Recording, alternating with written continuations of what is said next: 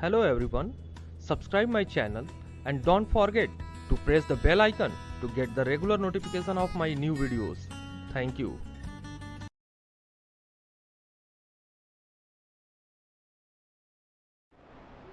Hello and good morning everyone. आप लोगों के बीच में फिर से मैं एक नया वीडियो लेकर के आ रहा हूँ। हालांकि ये वीडियो तो पुराना पड़ा हुआ है मेरे चैनल पे, लेकिन क्लास 10th के बच्चों के लिए आज ये इस सेशन में मैं पहली बार ये लाइफ प्रोसेस के ऊपर मैं अपना वीडियो बना रहा हूँ।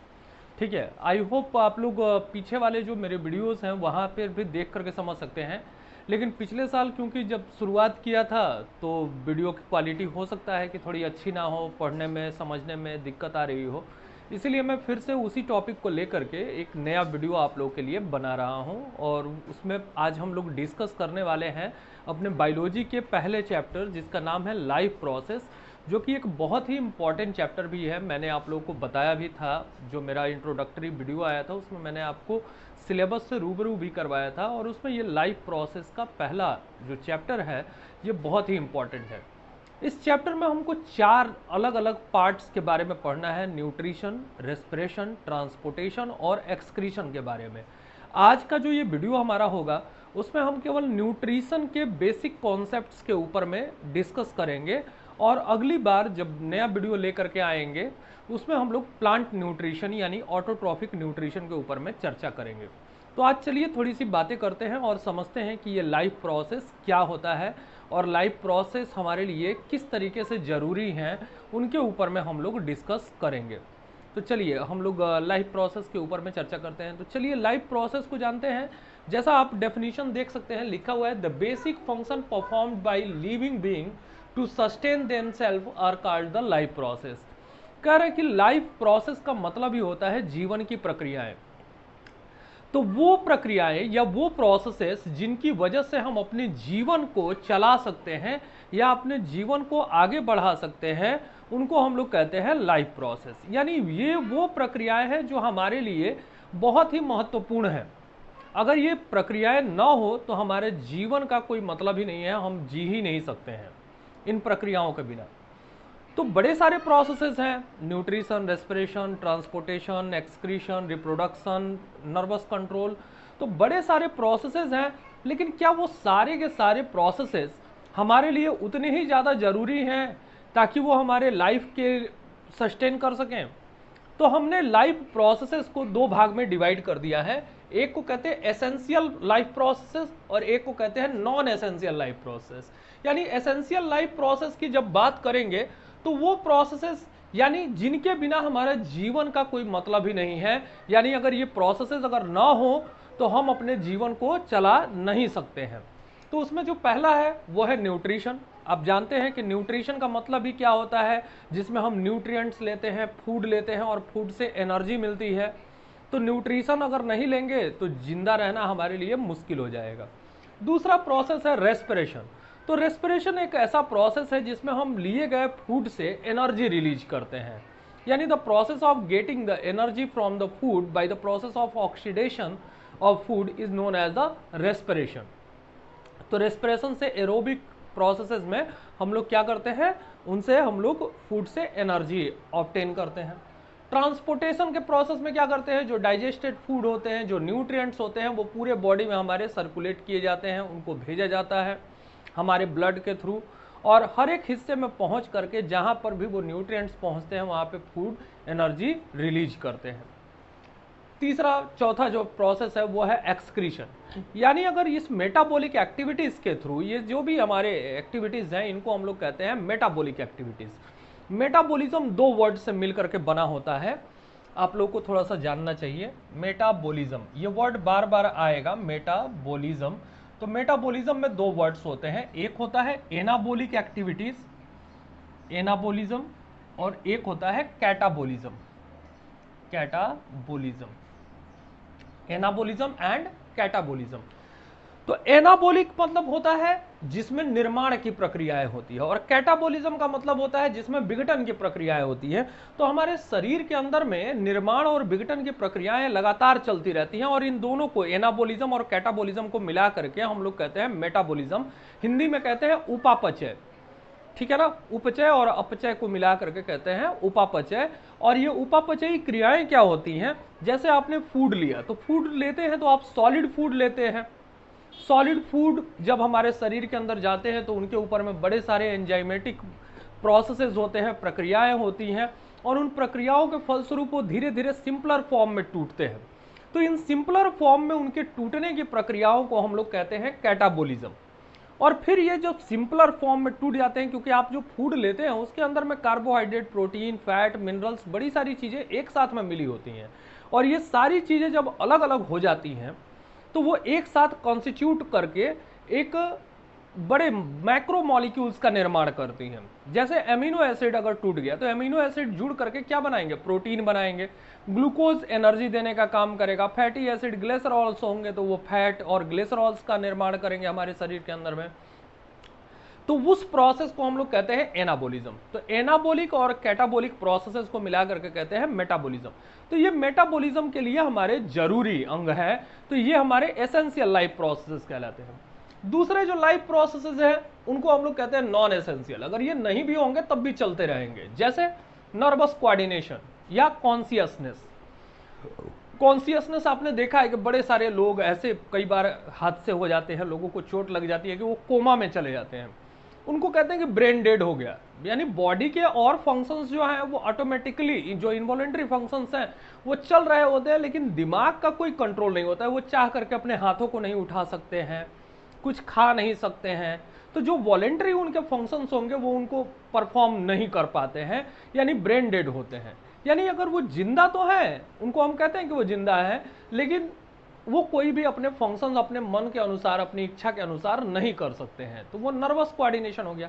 रिप्रोडक्शन, बड़े सारे ऐसे प्लांट्स होते हैं जिनमें फ्लावर नहीं लगते हैं, लेकिन वो प्लांट्स ग्रो करते हैं। बड़े सारे ऐसे लोग होते हैं जिनको हम कहते हैं कि बांझ हैं, स्टेराइल है। तो स्टेराइल का मतलब क्या है, यानी उनके अंदर में रिप्रोडक्शन की क्षमता नहीं है, वो बच्चे पैदा नहीं कर सकते हैं। या अगर प्लांट्स की बात करते हैं तो कहते हैं कि उनमें फ्लावर या सीड प्रोड्यूस नहीं हो रहे हैं। तो फ्लावर और सीड अगर प्रोड्यूस नहीं हो रहे हैं, इसका मतलब है कि उनके अंदर में वो रिप्रोडक्शन की क्षमता नहीं है। लेकिन उनके जो बाकी जो प्रोसेस है, न्यूट्रिशन, रेस्पिरेशन, ट्रांसपोर्टेशन, वो सब तो हो रहे हैं ना, केवल रिप्रोडक्शन नहीं हो रहा है। यानी उनके जो जनरेशंस होंगे वो जनरेशन ग्रो नहीं कर पाएंगे, उनके जनरेशंस नहीं बढ़ पाएंगे। तो इस वजह से हम कह सकते हैं कि उनके जो लाइफ प्रोसेस है वो क्या है, ये गैर जरूरी है, इनका कोई जरूरत नहीं है, उनके जीवन से उनका कोई लेना देना नहीं है। बच्चे पैदा नहीं होंगे, फ्लावर्स नहीं बनेंगे, फ्रूट्स नहीं बनेंगे, नहीं बनेंगे, हाँ, लेकिन जिंदा तो है ना, उनके और जो प्रक्रियाएं हैं, ये सारी प्रक्रियाएं उनकी चल रही हैं। तो ये हमारे एसेंशियल और नॉन एसेंशियल लाइफ प्रोसेसेस के ऊपर में हम लोगों ने बात करी। चलिए इसी लाइफ प्रोसेस में अगले हम टॉपिक की तरफ चलते हैं और अभी बात करेंगे हम लोग न्यूट्रिशन के बारे में। चलिए तो अगला जो हमारा पॉइंट है वो है न्यूट्रिशन का। तो न्यूट्रिशन जो वर्ड है आपने सुना है, इसको न्यूट्रिशन में जो वर्ड मिला हुआ है, जिससे मिल करके न्यूट्रिशन मिला बना हुआ है, वो है न्यूट्रिएंट्स। तो यहाँ पे जैसे अगर हम लोग दो डेफिनेशंस के थ्रू चले, तो एक डेफिनेशन कहता है the process of taking food and release energy from it is called nutrition. कह रहा है कि वो प्रोसेस जिसमें हम फूड लेते हैं और फूड से एनर्जी रिलीज करते हैं, उस प्रोसेस को कहते हैं न्यूट्रिशन। न्यूट्रिशन का मतलब हिंदी में होता है पोषण लेना, पोषण। तो पोषण लेने के लिए हम क्या करते हैं, खाना लेते हैं, और खाने के अंदर में हमारे अलग अलग तरीके के न्यूट्रिएंट्स मौजूद होते हैं। तो अगर इसको सिंप्लीफाई करें, अगर आसान भाषा में समझने का प्रयास करें, तो मेरे द्वारा कहा जाएगा कि the process of taking nutrient is called nutrition. यानी न्यूट्रिएंट्स को लेने के प्रोसेस को हम लोग क्या कहते हैं, न्यूट्रिशन कहते हैं। The process of taking nutrient is called nutrition. Nutrient से ही न्यूट्रिशन वर्ड बना हुआ है, ठीक है ना। अब ये इसका मतलब होता है न्यूट्रिएंट यानी पोषक तत्व। तो पोषक तत्व कितने हैं, 5 तरीके के हैं। आपने लोअर क्लासेस में पढ़ा होगा, 5 तरीके के पोषक तत्वों की हमें जरूरत होती है। कौन कौन से हैं भाई, कार्बोहाइड्रेट्स, प्रोटीन, फैट, विटामिन और minerals. These are the 5 essential nutrients which are taken by us in the form of food. Carbohydrate and fats are the energy giving foods, you know better. Proteins are the body building food. Vitamins and minerals are considered to be the protective food because they protect us from the diseases and illness. जो हमें बीमारियों से बचाते हैं, हमें protect करते हैं कि कोई बीमारी ना हो सके, तो उनको हम लोग विटामिन्स और मिनरल्स कहते हैं। फैट और कार्बोहाइड्रेट से हमें क्या मिलता है? एनर्जी मिलता है, जबकि प्रोटीन हमारे बॉडी के डेवलपमेंट के लिए जरूरी है। तो जब हम इन सारे न्यूट्रिएंट्स को लेते हैं अपने फूड के द्वारा, अपने फूड के रूप में, तो उसको हम लोग कहते हैं कि हमने न्यूट्रिशन लिया। उसी को हमने थोड़ा बृहद रूप में बताया है कि the process of taking food and release energy from it is known as the nutrition. वो प्रोसेस जिसमें हम फूड लेते हैं और उस फूड से एनर्जी रिलीज करते हैं, उस प्रोसेस को हम लोग कहते हैं न्यूट्रिशन का प्रोसेस। समझ में आ रही है मेरी बातें आपको? चलिए आगे बात करते हैं कि आखिर ये न्यूट्रिशन कितने तरीके के होते हैं और इनके कितने कितने महत्वपूर्ण भाग हैं, उसके ऊपर में हम लोग अभी डिस्कस करेंगे। चलिए तो बात करते हैं कि न्यूट्रिशन के बारे में। अभी जैसे हम लोगों ने डिस्कस किया कि वो प्रोसेस जिसमें हम लोग न्यूट्रिएंट्स लेते हैं और उन न्यूट्रिएंट्स से एनर्जी रिलीज करते हैं, उस प्रोसेस को कहते हैं न्यूट्रिशन। अब यहाँ पे न्यूट्रिशन की जब बात करेंगे, बहुत अच्छी तरीके से समझने का प्रयास करेंगे कि न्यूट्रिशन जो है वो उसको दो हिस्सों में डिवाइड कर दिया गया है। यानी हमारे पास ऐसे ऑर्गेनिजम्स का ग्रुप है, वो ऑर्गेनिजम्स जो किसी दूसरे के ऊपर में भी डिपेंडेंट होते हैं अपने फूड के लिए, और कुछ ऑर्गेनिजम्स ऐसे होते हैं जो अपना फूड खुद प्रिपेयर कर लेते हैं। तो इस तरीके से हमने न्यूट्रिशन को दो हिस्सों में डिवाइड कर दिया। एक को कहते हैं ऑटोट्रॉफिक न्यूट्रिशन और एक को कहते हैं हेट्रोट्रॉफिक न्यूट्रिशन। ठीक है, यहाँ पे ऑटो का मतलब होता है सेल्फ, यानी ऐसे ऑर्गेनिज्म जो अपना फूड खुद ब खुद तैयार कर लेते हैं। The mode of nutrition in which organism prepared there own food, यानी ऐसा मोड ऑफ न्यूट्रिशन, यानी न्यूट्रिशन का एक ऐसा तरीका जिसमें ऑर्गेनिज्म जो है अपना खाना खुद ब खुद तैयार कर लेते हैं, उनको हम लोग कहते हैं ऑटोट्रॉफिक न्यूट्रिशन। अब यहाँ पे देखिए दो वर्ड्स आपके सामने अक्सर ही आएंगे, एक होगा ऑटोट्रॉफिक, एक होगा ऑटोट्रॉफिक। तो जब ऑटोट्रॉफिक की बात करेंगे तो इसका मतलब होता है मोड ऑफ न्यूट्रिशन, यानी ऐसा एक तरीका जिसमें ऑर्गेनिज्म अपने लिए खाना खुद ब खुद तैयार कर लेते हैं। और दूसरा टर्म आएगा हमारे सामने ऑटोट्रॉफ्स। तो ऑटोट्रॉफ्स यानी ऐसे ऑर्गेनिज्म जो अपना खाना खुद ब खुद तैयार कर लेते हैं। तो जब ऑटोट्रॉफ्स बोलेंगे तो इसका मतलब ऑर्गेनिज्म के बारे में बात कर रहे हैं, और जब ऑटोट्रॉफिक बोलेंगे तो यानी मोड ऑफ न्यूट्रिशन के बारे में बात कर रहे हैं। ठीक है, इसको आप समझिएगा अच्छी तरीके से। दूसरा जो है वो है हमारा हेट्रोट्रॉफिक न्यूट्रिशन। तो ये हेट्रोट्रॉफिक, हेट्रो का मतलब ही होता है डिफरेंट। तो कह रहा है कि the mode of nutrition in which the organism depend on other for their food. कह रहा है कि एक ऐसा न्यूट्रिशन का तरीका जिसमें ऑर्गेनिज्म दूसरे ऑर्गेनिज्म के ऊपर में डिपेंडेंट होते हैं अपने फूड के लिए, तो उसको हम लोग कहते हैं हेट्रोट्रॉफिक न्यूट्रिशन। यहां भी दो वर्ड समझने हैं, हेट्रोट्रॉफिक जब होगा यानी मोड ऑफ न्यूट्रिशन, और जब हेट्रोट्रॉफ्स की बात करेंगे यानी ऑर्गेनिजम्स की बात करेंगे जो कि दूसरे के ऊपर में डिपेंडेंट होते हैं अपने फूड के लिए। तो हेट्रोट्रॉफिक न्यूट्रिशन, इसके ऊपर में हम विशेष चर्चा करेंगे हेट्रोट्रॉफिक न्यूट्रिशन वाले चैप्टर में। जब हम लोग डिस्कस करेंगे तो जानेंगे अलग अलग तरीके के मोड ऑफ हेट्रोट्रॉफिक न्यूट्रिशन, उसमें एनिमल न्यूट्रिशन के बारे में भी बात करेंगे। तो इसको मैं यहाँ पे छोड़ दे रहा हूँ इस टॉपिक को, और केवल आज क्योंकि न्यूट्रिशन के ऊपर में ही डिस्कस करना है तो न्यूट्रिशन को ही लेकर के चल रहा हूँ। इसके अलावा मैं कुछ नहीं आज पढ़ाऊंगा। इसके बाद जब हम आएंगे तो ऑटोट्रॉफिक न्यूट्रिशन के ऊपर में विशेष रूप से चर्चा करेंगे। चलिए थोड़ा सा मैं ऑटोट्रॉफिक न्यूट्रिशन को और एक्सपेंड कर देता हूँ आपके लिए।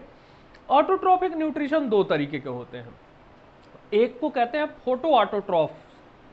ये जो ऑटोट्रॉफ्स थे इनको दो कैटेगरीज में डिवाइड कर दिया, यानी वो ऑर्गेनिज्म जो अपने लिए फूड खुद ब खुद तैयार करते थे उनको हमने कहा ऑटोट्रॉफ्स।